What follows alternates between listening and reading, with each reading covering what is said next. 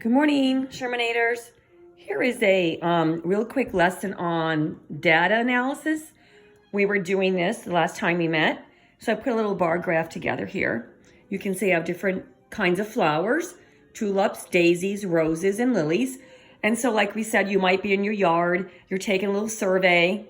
And so we see I use the tally marks we were working on. 1, 2, 3, 4, and the course diagonal is 5. So there are 8 roses, 5, 6, 7, 8. And there are 2 daisies in the garden, 5 lilies, and 1 tulip. So then we talked about how we're going to graph it. So this is on the side, we have the numbers, okay, so the quantities. Then we have the names of the objects. And then we have the bars to correlate with the amounts. And this is a really cool visual, as we talked about, because then you can look and you can compare and say, oh, well, let's see now, there's 2 daisies and 1 tulip. If I had 1 more tulip, they would be the same. Then I can look at the daisies, which are 2, and then the roses, which are 8, and I can say, oh, I can count the empty spaces or use this as a number line. 2, if I had 1, 2, 3, 4, 5, 6 more daisies, they would be the same as the roses.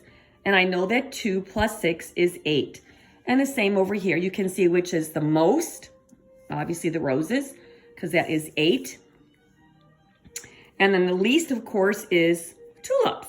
This is kind of a cool thing. You can keep comparing and saying, oh, look it, I have 5 lilies.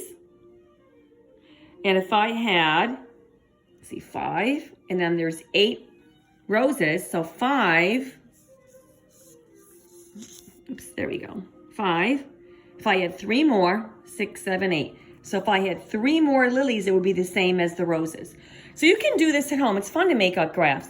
You know, count objects in your house, graph them, and then compare the amounts. Great way to practice addition and subtraction and comparing numbers. So that's the mini lesson for today. I'll see you Monday on Zoom at 11 o'clock. Okay, go practice, guys.